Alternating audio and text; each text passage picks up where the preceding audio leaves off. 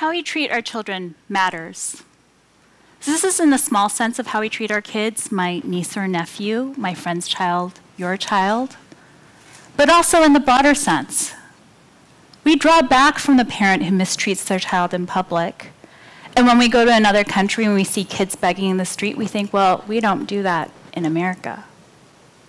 Well, how do we treat kids in America? And that's what I want to talk about today, to take this word movement, free movement of mind, body, ideas, and all else that comes with it, and apply it to kids who get funneled through this thing called the juvenile justice system. America incarcerates more children than any other country in the world. This is at a huge financial cost and a human cost as well. The philosopher Foucault wrote about how we've taken this spectacle of punishment and moved it from public's view, and this applies to children who commit crimes as well. The law shields them in many ways. And this is to protect them, but it also ends up hiding things from the public, like locking kids in solitary confinement. When I think of movement in my childhood, things start to appear in my mind like a series of montages. Riding my bike down a hill as fast as I can and feeling the wind whip around me, roller skating around the block and doing these twirls that I'm convinced look like an Olympic figure skater. And then as I got older, driving around in my parents' sweet Park Avenue Buick and exploring all parts of the Bay Area, and hiking in Land's End and in Stinson, and I played music. I remember that moment when I realized that moving my body when I played the piano made it so that me and my listeners could feel that music even more. And I read books, so many books. Books that took me back in time and forward and let me create worlds where I was walking down the streets of London in my Victorian hoops or fighting these sand tigers in some mystical future. All of this movement expanded my world, as I'm sure it expanded yours. Take a moment and think about what movement meant in your childhood. Movement to us was as essential to life as breath. The movement of our childhood made you and me who we are today. Now, some may say, well, we've come a long way. We don't lock kids up in dark cells and just give them bread and water. We don't whip them or flog them. Others may say, well, they've done something wrong, so why not take away their movement? Well, I'm going to tell you some stories, and I hope they make you wonder, have we really come so far? Are we okay with how we're treating kids in this system? One of my clients spent months of his young teenage years in solitary confinement. What I mean by this is a small concrete cell, generally about 6 by 9 feet. I remember people in the facility telling me stories about him, how when they would open the door, he would jump out like a jack-in-the-box, or how he would create these small, intricate patterns on each of the blocks of the cell using wetted toilet paper. I heard these stories, and outwardly I didn't really show much emotion. I was his lawyer. It never felt like the right time or place. But inside, my heart wept. I couldn't stop thinking about how much energy he, let's call him D, had, and how he could only express it in these small, confined ways. And then there are the shackles. So I had a 14-year-old client, and she was shopping with her family. She felt like they were being racially profiled, so she got into it with the store clerk. She ended up pushing the security guard. No one got hurt, but she got a juvenile case. It was a misdemeanor. Then she was having a hard time at school, so she got a probation violation. She was locked up and brought to court. Well, all across the country, including our capital, Washington, D.C., children are brought from lockup into court like this. Wrists shackled, linked to a belt around the waist, ankles shackled, kids shuffling in chains. Now, I don't need to tell you what this reminds us of, especially when Black and brown kids make up so much of our juvenile system. This illustrates the legacy of slavery. And that's what happened to her. The shackles cowed her. They made her feel like a criminal. And more, even for kids who aren't in custody, ankle bracelets are being put on them. GPS devices that beam their location from satellites into probation offices, black devices that you have to wear around your ankle no matter football practice or if it's hot out and you want to wear that cute summer dress or shorts, and you have to ask your probation officers permission to go almost anywhere. Back to school shopping, getting your hair cut, going to your grandmother's house, even church. And I could go on and on. How their movement, their activities, their relationships are curtailed in ways that I could not have imagined as a child, as an adolescent, as a teenager.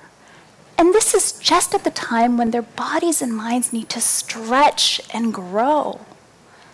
And instead, their development is stagnant and withered. And ultimately, these experiences are so disruptive that it keeps them from becoming their best selves. So what do we do about this?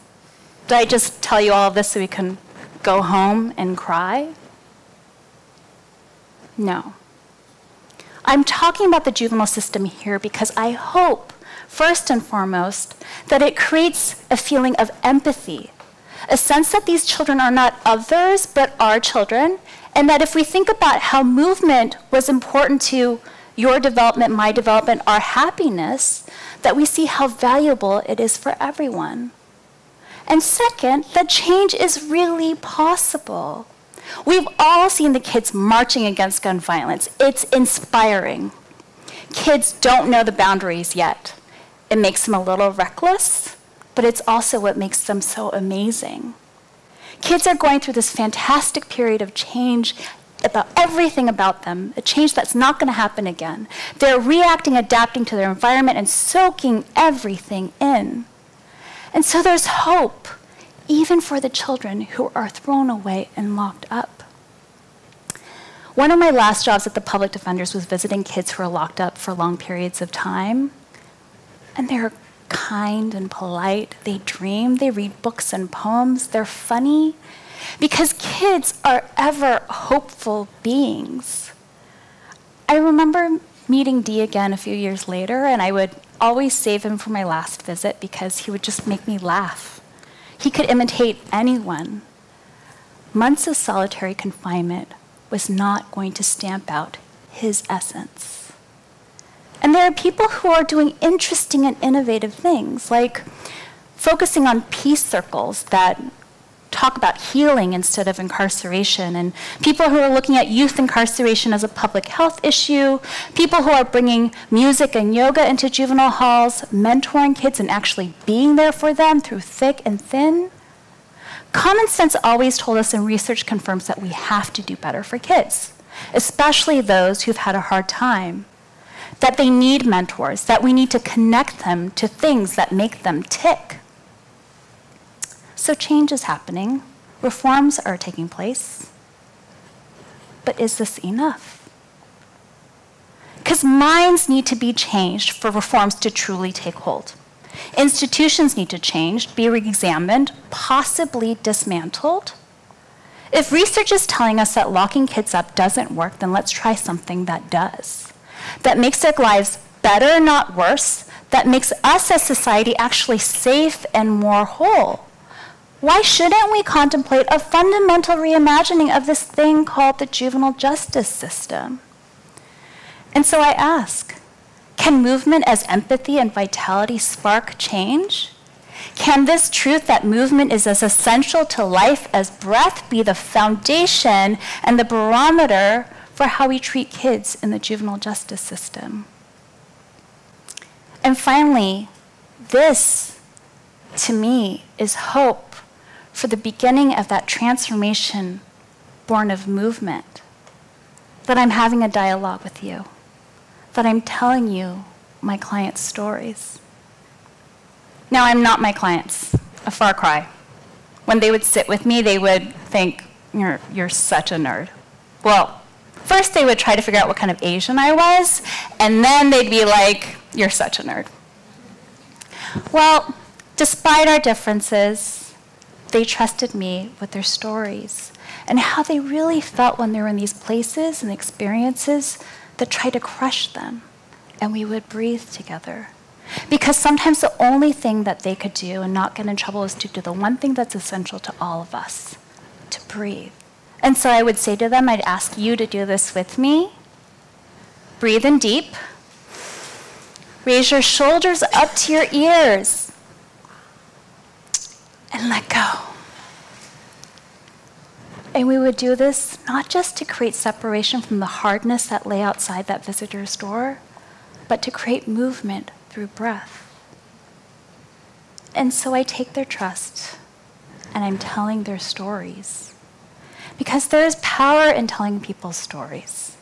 Just as we created movement through breath in those cells, by telling you their stories are taking flight and becoming free. And there is power in feeling empathy and finding commonality with people who seem different from you and me. And this commonality, that movement, makes us whole, happier, more free.